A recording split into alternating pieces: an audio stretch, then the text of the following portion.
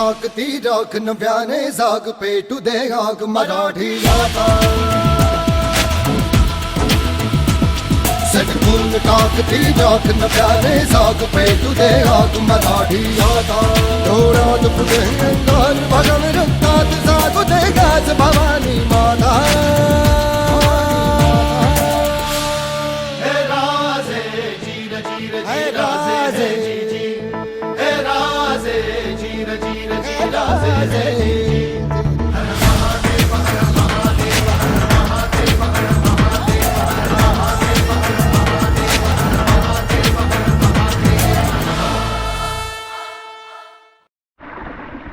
नमस्कार मित्रांनो, आता आपण बघू शकता आपण आलो आहे आपल्या तीर्थक्षेत्री शिवरायांच्या कर्मभूमीत असं मी म्हणेन, कारण इथे त्यांची ही दुसरी राजधानी होती आणि इथेच त्यांनी अखेरचा श्वाससुद्धा घेतला. आणि हा आहे आपला किल्ले रायगड.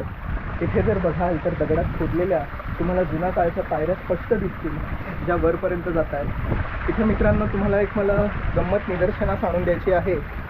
तर मी माझ्या मित्राला रिक्वेस्ट करेन की जरा या बोर्डवर थोडंसं कॅमेरा पॅन करावा. सो या बोर्डवर बघाल मित्रांनो तर इथे स्पेलिंग लिहिलेलं आहे रायगडाचं RAYGAD रायगड फोर्ट. पण इतर कुठल्याही शासकीय पत्रांमध्ये म्हणजे महाराष्ट्र शासनाच्या पत्रामध्ये जर तुम्ही रायगडचं स्पेलिंग पाहिलं तर RAIGAD असंच लिहिलेलं आहे. इवन एवढंच नाही तर इंग्रजांनी सुद्धा त्यांच्या कागदपत्रांमध्ये किंवा त्यांच्या नकाशांमध्ये रायगडाचं जे स्पेलिंग लिहिलेलं होतं ते RAYGAD रायगड असंच लिहिलेलं होतं.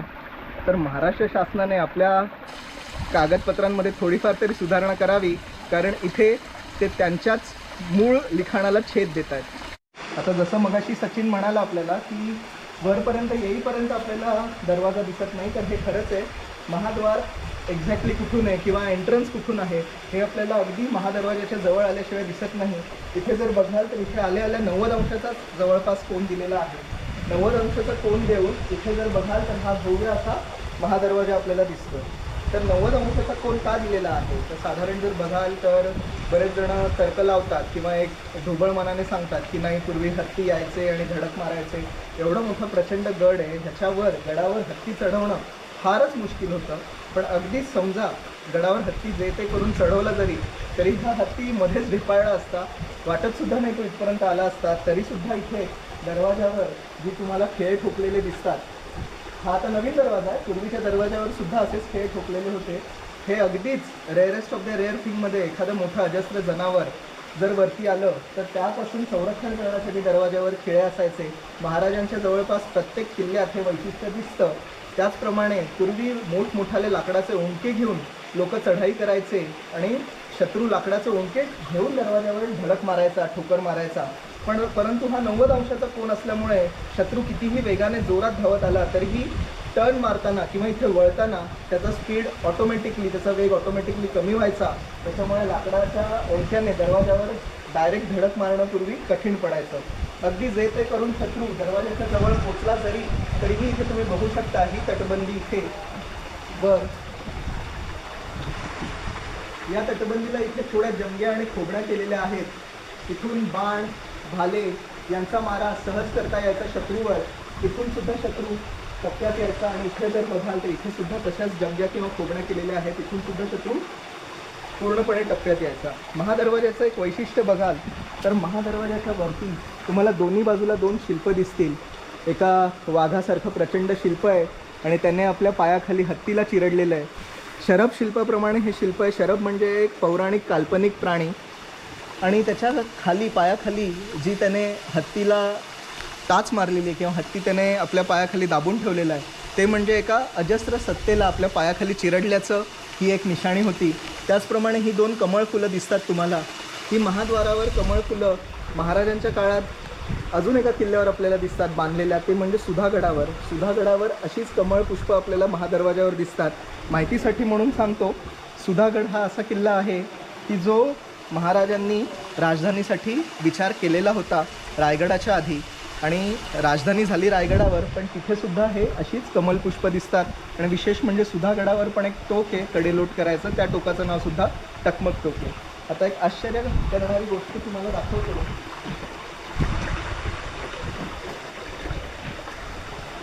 हे जर बघाल तर दगडामध्ये इथे तुम्हाला पाणी जाण्यासाठी किंवा पाण्याचा निचरा करण्यासाठी करण्यात आलेलं होल दिसेल. तर इतिहासकारांच्या मध्ये हे शिवकाळातच केलेलं आहे.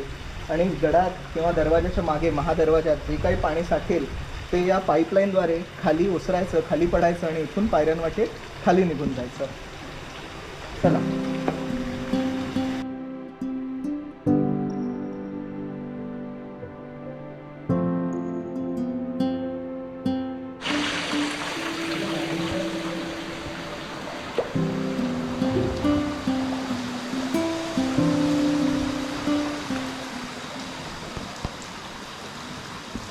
नमस्कार मित्रांनो, इथे आता आपण बघतोय जिथे उभे आहोत इथे तुम्हाला दोन मोठमोठ्या पायऱ्या दिसतील.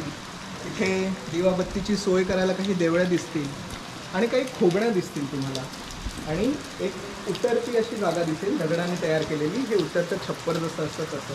तर साधारण जर बघाल तर चौकी पहारे जे असतात किंवा जे सैनिक असतात त्यांना राहण्यासाठी किंवा त्यांना थांबण्यासाठी केलेली ही सोय होती. साधारण हे जे तुम्हाला इथे खोबण्या दिसत आहेत मोठमोठ्या, या खोबण्यांमध्ये लाकडाचं बांधकाम होतं. साधारण गडावरचा पाऊस पाणी बघता किंवा एकूणच व्यवस्था बघता हे लाकूड चांगल्या प्रतीचं म्हणजे सागाचं किंवा अजून चांगल्या प्रतीचं लाकूड वापरलं असण्याची शक्यता आहे. तर त्या प्रकारचं हे बांधकाम होतं.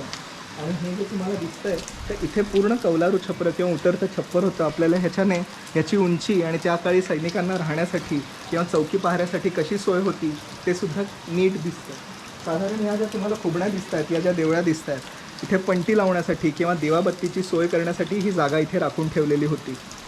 इथे जर बघाल तुम्ही तर इथे अगदी चिंचोळी 2 माणसंच एकत्र जाऊ शकतील एवढी इथे जागा निर्माण केलेली आहे किंवा असं इथे वळण दिलेलं आहे. ही एक विशिष्ट रचना आहे महादरवाजाची. याला गोमुखी रचना म्हणतात. शत्रू जर दरवाजा ओलांडून आतमध्ये आला तरी त्याला सहजासहजी दरवाजातून प्रवेश गडात मिळू नये म्हणून केलेली ही गोमुखी रचना होती. अगदी चिंचोळा बोळ दिसतो आपल्याला समोर, तुम्ही बघू शकता इथे. तर हे अगदी चिंचोळी इकडे वाट आहे शत्रूला आत येण्यासाठी अडचण निर्माण व्हावा म्हणून. इथे हे 2 बुरुज दिसत आहेत. इतिहासकार प्रके घाणेकर यांच्या मते जर तुम्ही बघाल तर हे जुनं प्रवेशद्वार होतं शिवाजी महाराजांच्या काळाच्या आधी. म्हणजे ज्यावेळी मोरे किंवा आदिलशाही सल्तनत इथे काम करत होती किंवा इथे राबता राबवत होती, इथे ज्यावेळी त्यांचं शासन होतं त्यावेळी हे जुनं प्रवेशद्वार होतं. महाराजांच्या काळात बांधला गेलेला प्रवेशद्वार म्हणजे हा महादरवाजा आहे. साधारण जर बघाल तुम्ही तर ही चिंचोळी जी वाट आहे यालाच गोमुखी वळण किंवा गोमुखी प्रकारचा रस्ता असं हे म्हणतात. महादरवाजाच्या वर बघाल तर आपल्याला वरसुद्धा जाता यायचं आणि संपूर्ण परिसर पूर्वी न्हाळता यायचा. पण सध्या महादरवाजाची वाट कचरा आणि दगड वगैरे लावून अडवलेली आहे. एकूणातच बघाल तर परिसर खूप विस्तृत आहे रायगडाचा. आणि इथे बघाल तर ही संपूर्ण तटबंदी आपल्याला शेवटपर्यंत दिसते जी धुक्यात हरवलेली आहे.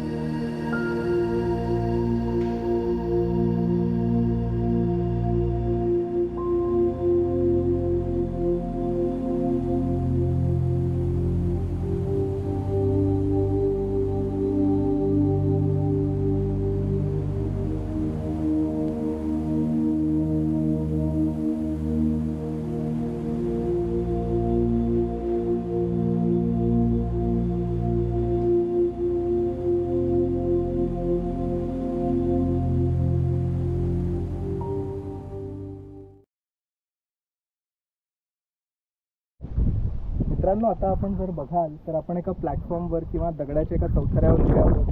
साधारण जर बघाल या दगडांच्या कोपऱ्यांकडे नीट लक्ष द्याल तर हे बघा, इथे एक खोबणी दिसते तुम्हाला, त्याच प्रकारची खोबणी तुम्हाला इथे सुद्धा दिसते. तर साधारण हे तळखडे आहेत. तळखडे म्हणजे यांच्या सपोर्टवर पुढे वरती लाकडाचं बांधकाम केलेलं असायचं आणि त्याच्यावर मेटं पहाऱ्या किंवा चौक्यांसाठी उभी केलेली असायची. तर ही एक मुख्याची जागा होती आणि इथून जर पाहाल तुम्ही तर इथे एक पहारा आणि चौकी होती जी आजूबाजूच्या सगळ्या परिसरावर पण लक्ष ठेवायची, तसेच गडावर सुद्धा लक्ष ठेवायची. माझ्या मागे जो दिसतोय तिथे ठरवलेला तो आहे अजस्त्र हत्ती तलाव. हत्ती तलावाचं आपल्याला जर शक्य झालं तर जवळून पण आपण एक चित्रण करून घेऊया. साधारण बघाल तर याला हत्ती तलाव असं का म्हणतात, एक साधारण बघाल तर एक रफ नॉलेजनुसार या तलावातच हत्ती डुंबायची किंवा हत्तींची स्नान करायची जागा होती म्हणून याला हत्ती तलाव म्हणतात. आता तुम्ही म्हणाल की गडावर हत्ती होते का, तर अशीच शंका इंग्रज अधिकारी हेनरी ऑक्झेंटेन याला सुद्धा आलेली होती. तो महाराजांच्या राज्याभिषेकासाठी गडावर आलेला होता.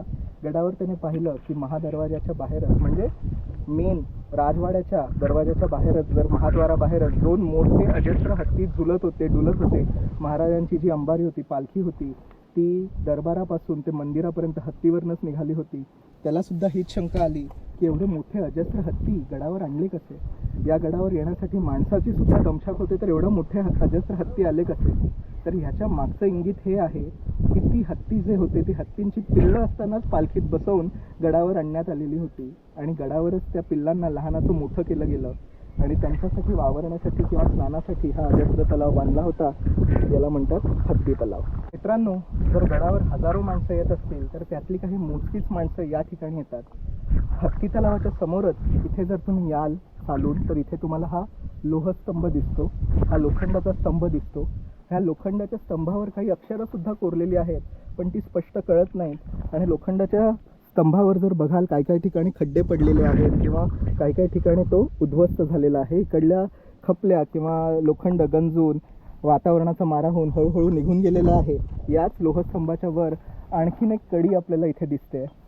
तर इतिहासकारांना पण किंवा बऱ्याच संशोधकांना पण नेमका हा लोहस्तंभ इथे का होता याची काही कल्पना नाही.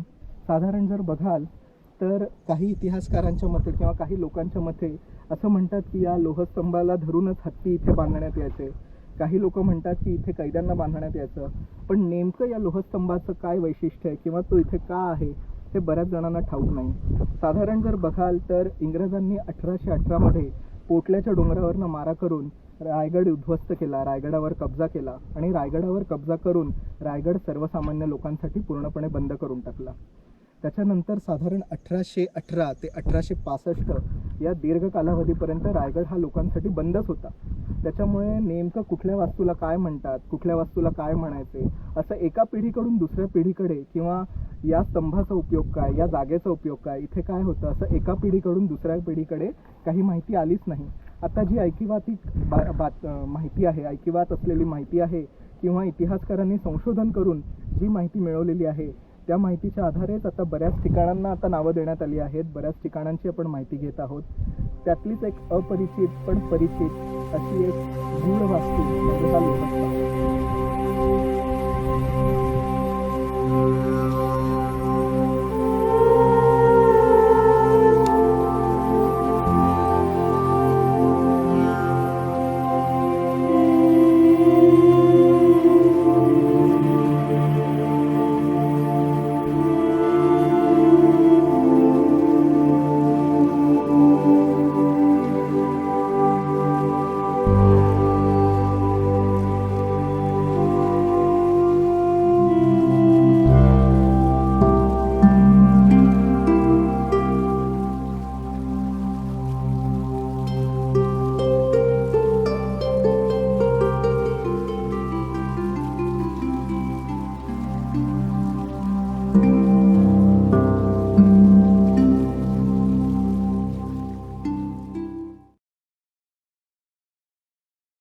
मित्रांनो, आता आपण इथे बघतोय मागे तर ते आहे अजस्त्र हनुमान टाकी. आतमध्ये जर बघाल तुम्ही तर पाण्याचा बराचसा स्रोत आहे.